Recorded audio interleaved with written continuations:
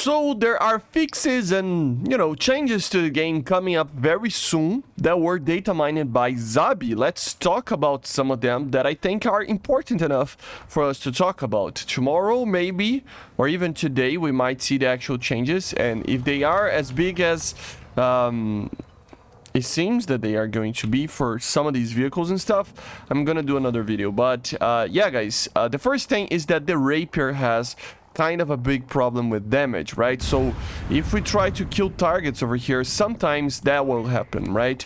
Most of the times, actually, right? So yeah, you're gonna fire a missile and sometimes it will kill the target, sometimes it will not, especially if the target is moving away, apparently, or something like that.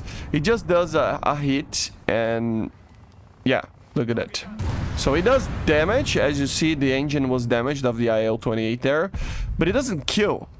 And sometimes it takes several missiles for you to actually kill the target that you're trying to destroy, which is kind of crazy. Look at this. I mean, eventually he got killed, but it's not really, fun. It really isn't. It's just an AA system that cannot kill sometimes targets, and it does these kind of puffs of smoke there, but it doesn't do anything, right? So they are gonna try to fix this. So they are increasing the amount of, sharpnel, basically, that the missiles have, and they are increasing the way that the angles that it does damage, basically, right? So it means that you're gonna be able to do way more damage to targets like this, like aircraft in general, right? So yeah, so you should expect a Rapier buff finally, or basically a fix, right? Because this missile is almost useless sometimes, and now it will actually be fixed, which is pretty cool. Now the Brimstone as well.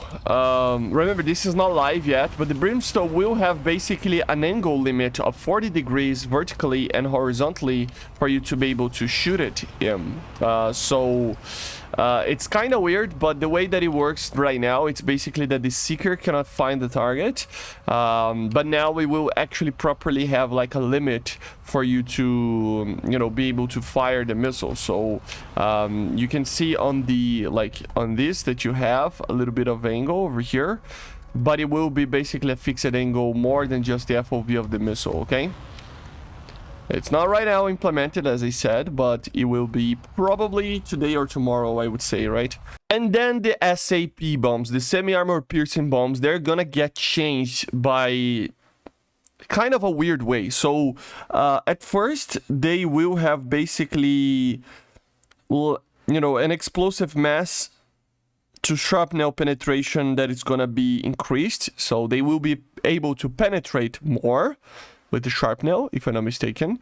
So that's good, right? But at the same time, they are going to increase the explosive mass to shrapnel damage, so it will penetrate more and do more damage with the shrapnel, but it will have less mass to the shrapnel account. So basically, for example, a 10 kilogram bomb had 700 little sharpnels they could actually have. Now we will have 600.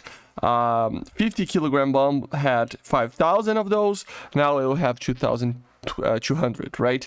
In this case, for example, the 500 bomb of the D4Y over here has 40,000 of these sharpnels when it actually hits the target, and now it will actually only have 22. So it's at 22,000, right? So it's a buff because it will do more penetration and more damage by the sharpnel, but at the same time it will have way less sharpnel. So I wonder how it will be actually, if it's gonna be better or worse, if it's actually kind of a buff or a nerf, but at the end of the day, it changes a little bit of how these bombs works, every single one of them. Okay, are they severely used by everybody and everything? No, right? The SAP bombs are used in, of course, ship battles, but also in air battles sometimes to do ship damage and stuff. But it's not the most useful thing in the game. It's like an anti-ship missile. It can be useful, but it's, it depends on how you fly it and everything.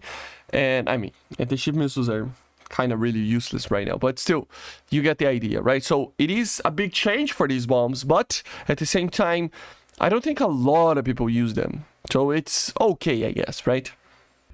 another thing is that they actually buffed the KH38 MT for the SU30. It was actually a fix, right? So we are here in the SU25, for example, and here we have 1200 by 800 pixels, right? Like kind of a third generation thermal system. But if we go to the SU30, you will notice that the quality here is only like a first generation, actually. That was like a kind of a second. This is like a first, like 800 pixels by 600.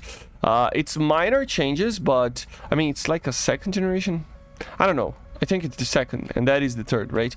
But anyway, basically, the only in the SU30SM, we have a bug where the KH38MT has less, you know, resolution in thermal imaging than the ones in the SU25SM3 and SU34, right? So it's a fix to the actual imaging system of the SU30, which it is pretty good, right?